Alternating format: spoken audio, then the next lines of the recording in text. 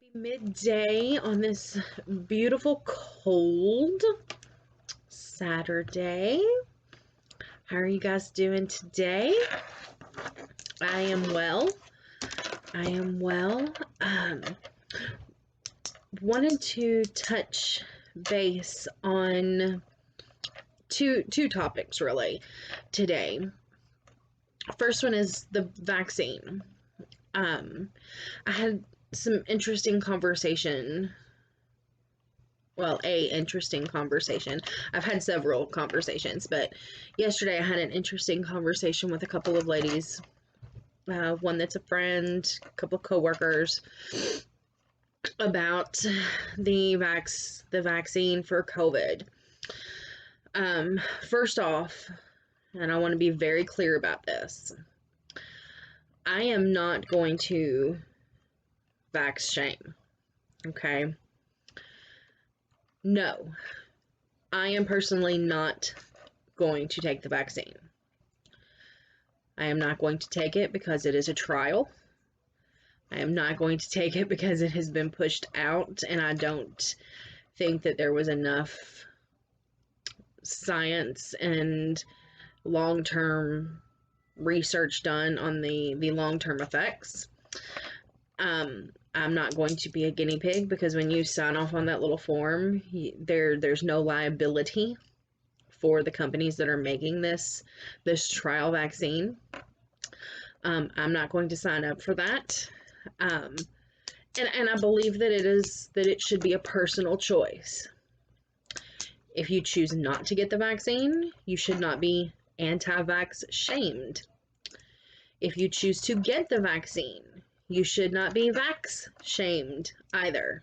Okay? And I'm sure that there's some of you that are going to disagree with that ideology as well. And that's fine, you can.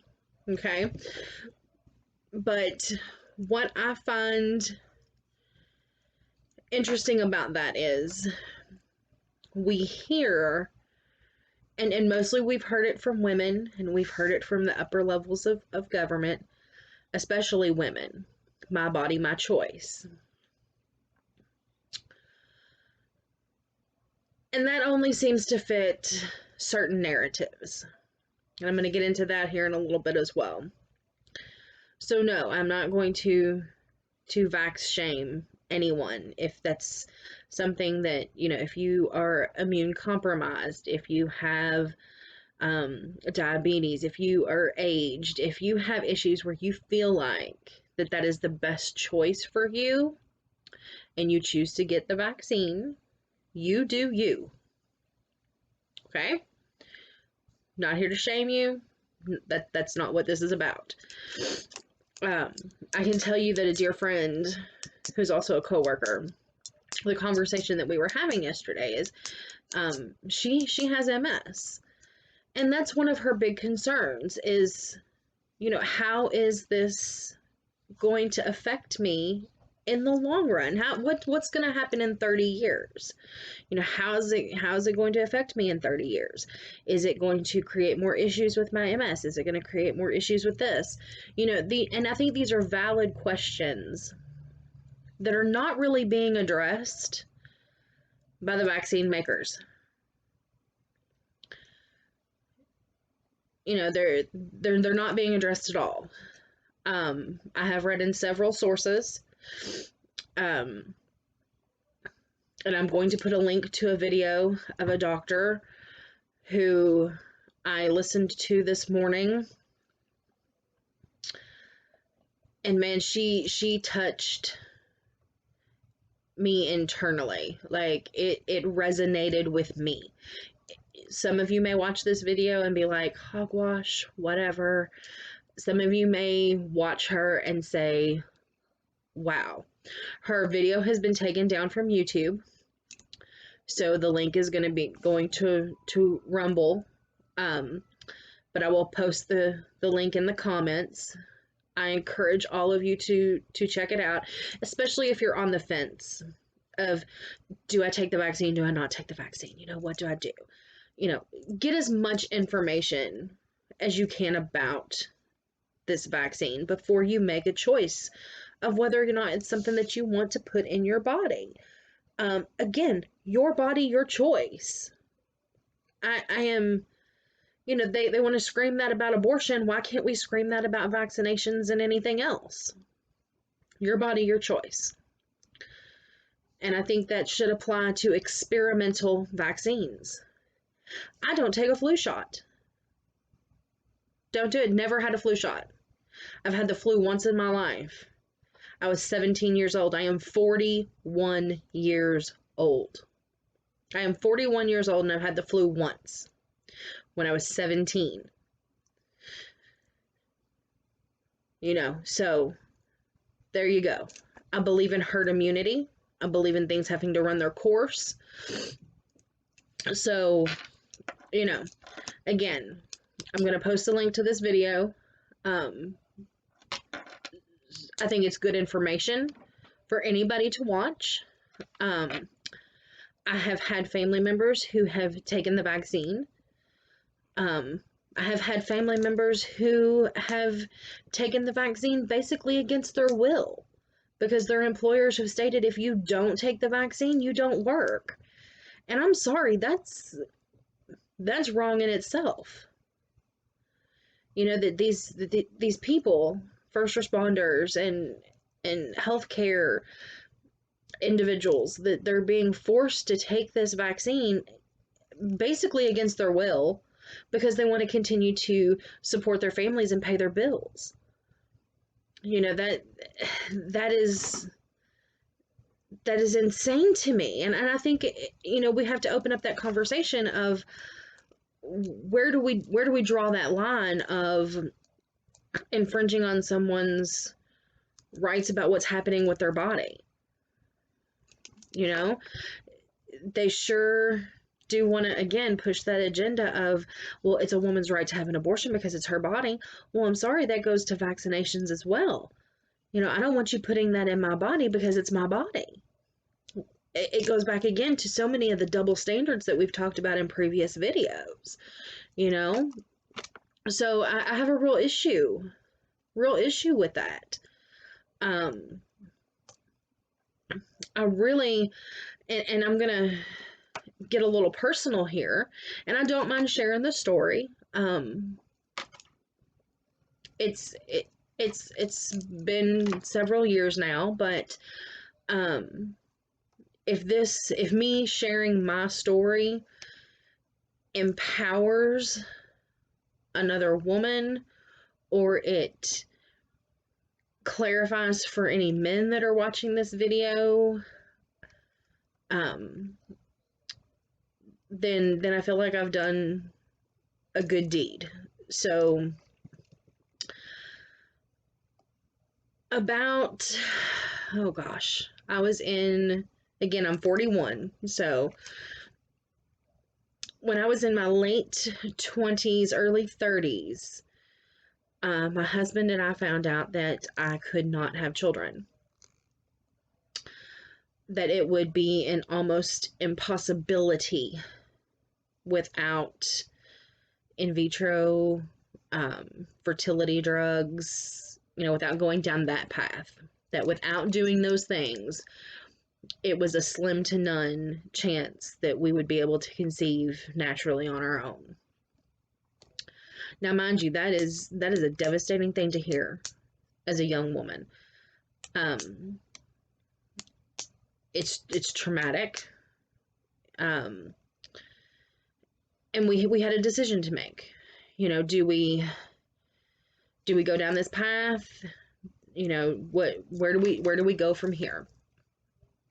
Not to mention the emotional trauma that I was going through. All the emotions of feeling broken and faulty. What's wrong with me? Any women that have gone through this, you understand how devastating that can be. I mean, it's like nothing emotionally I had ever felt before. So, taking into consideration some of my family history, and I'll share a little chunk of that with you as well because it's important to the story. One of my grandmothers had multiple miscarriages. She had a baby who died before coming home from the hospital. She had a son who was born with uh, mental challenges. He was mentally and physically handicapped. My mother was the only child that she had that did not have any issues. My other grandmother only had one child, and even though it was not talked about, it has been insinuated by other family members on that side that it was difficult for her to conceive that one child. Those things being said, as you know, the conversations started happening between my spouse and I, we both knew that, and I'm not a bad person. Don't get me wrong. And my husband's not a bad person. We're both very loving and caring people. But it takes a very special person to raise a handicapped or a disabled child. And neither of us felt that we were suited to do that well.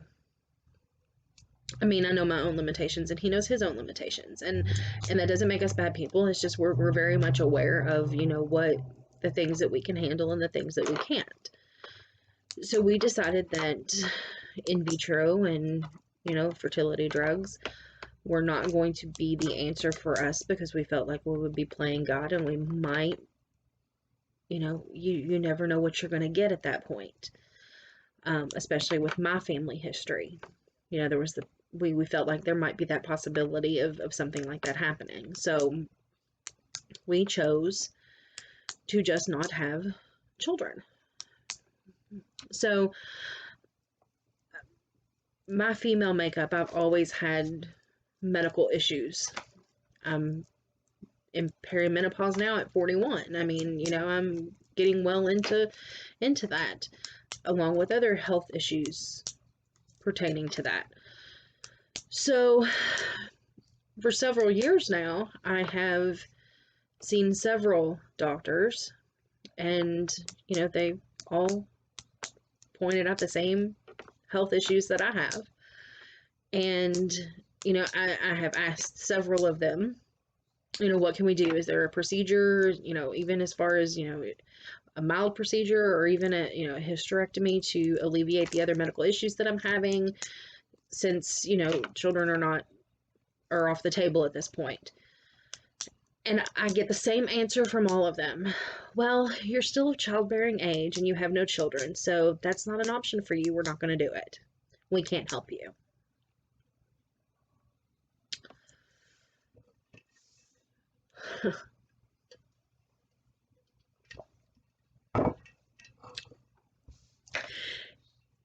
It's convenient when you want to murder a baby and you call it your body, your choice. It seems to be another story. Sorry. When you try to be responsible about your health, your body no longer becomes your choice. So that's where I'm having this issue with the vaccine thing. Sorry.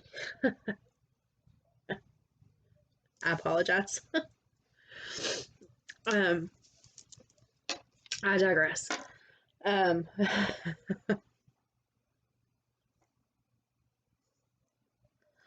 So,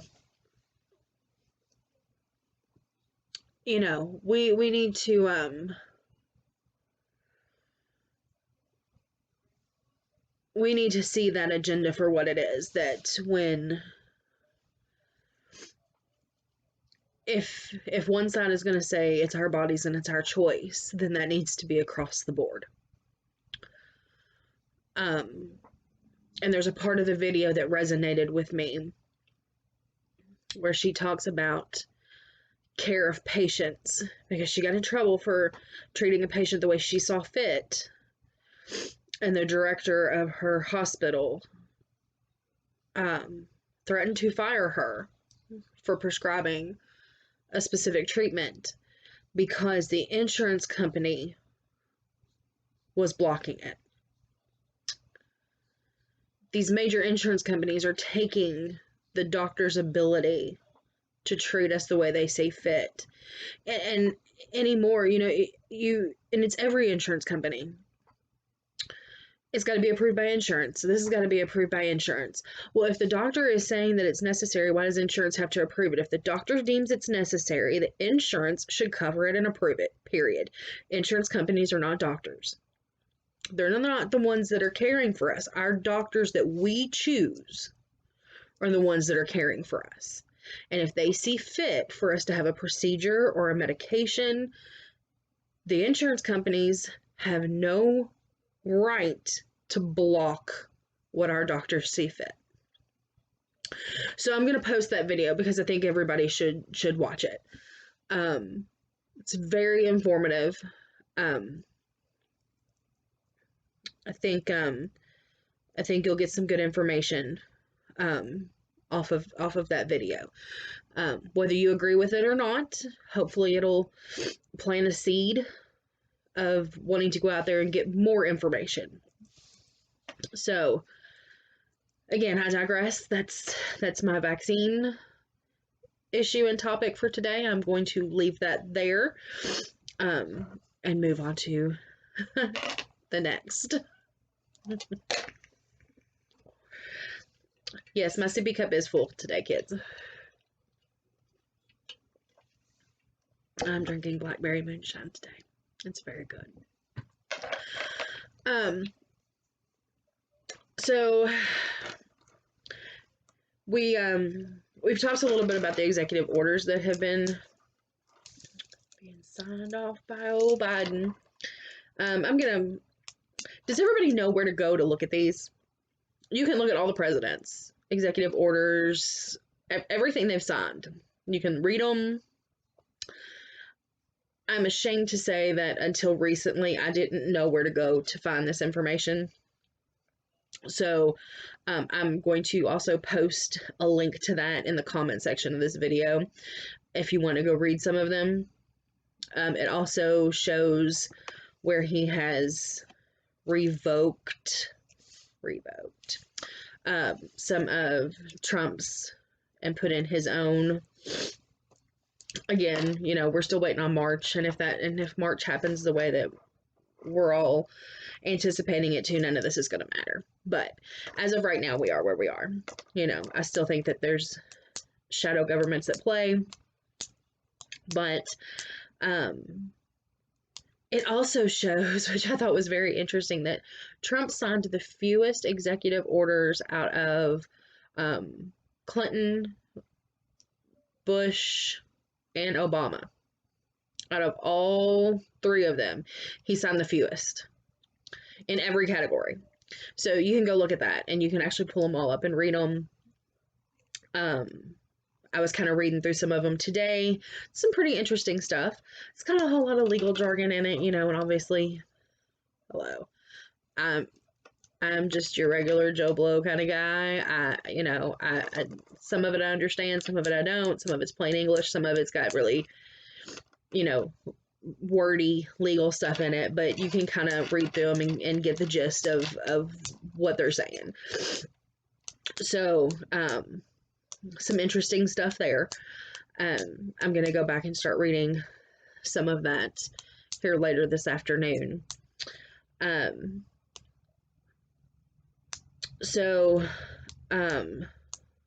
Oh, and by the way, the doctor that's on the video for the vaccine, her name is Simone Gold. And you can find her and her group of doctors at www.aflds.com. That's for American Frontline Doctors. They'll have those links in the video, but I will also post them in the comments section of the video. I'm going to be posting a lot of links in the comments of the videos for you guys to go check out. So I've added a couple of more people that I've subscribed to recently in my channel section on my YouTube page. You may want to go check some of those out. I've been listening to the X22 Factor over on Podbean. That's got some interesting stuff. Let's see, who else have I been listening to? Again, I listen to Charlie Ward. I know there's a lot of mixed emotions and mixed opinions about Charlie Ward, but I do listen to Charlie Ward. Some of it, some of the stuff he says, I just kind of, and then some of it I'm like, oh, okay, you know. Again, not everything that you're going to hear from every single person, you're going to agree with all of it. Again, use your own discernment for the things that you hear. Just because I listen and I subscribe to a channel does not mean that I, believe every single and take every single bit of information that comes off of it as gospel. Okay. I pick and choose. I try to follow and listen to a whole lot of different things and take a little from here, take a little from here. I think that's what we're all doing right now. I think that's the smart thing to do. I'm not going to listen to one person. Now, I mean, obviously, if you've got 5 or 6 people saying the same thing, it might be a little bit more credible. Okay? But,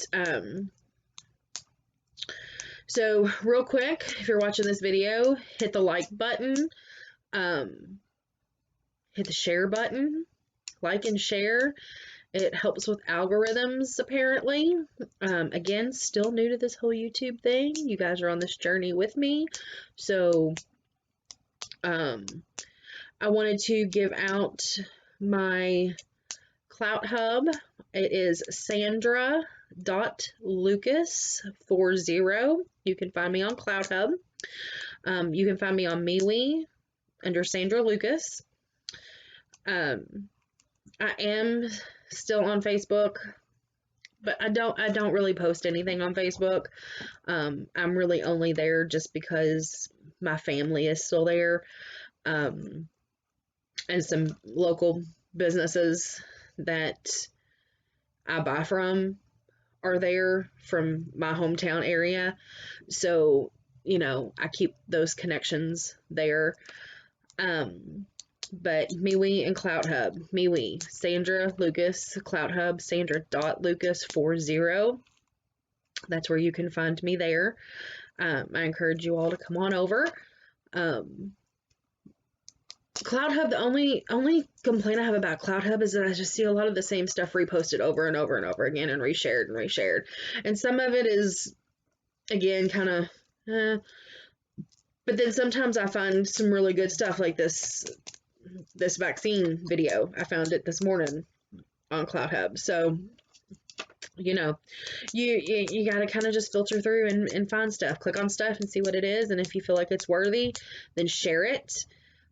Talk about it. If you don't, just move past it. Again, I'm not gonna dog out other patriots in the movement. But again, if I feel like it's not resonating with me, I'm just going to kind of move past it and, find something that does and share it away. So, this is it for right now. I'm going to get this video processed up and edited and get this, get these things, links attached into the comments and get this posted up for you guys. Like I said, come on over to Clout Hub, come on over to MeWe and find me, and take a look at some of these videos and take a look at some of these links I'm gonna post up for you guys. So happy Saturday, enjoy your weekend. I may not be back on this weekend doing any more videos unless I come across something really cool. I've got some books that I ordered that I'm expecting to come in today. So I'm probably going to be diving into that. That will probably be something for some conversation on the next video, hopefully. So enjoy your weekend. Enjoy the cold. And I will see you guys again very soon for the next video. Bye, guys.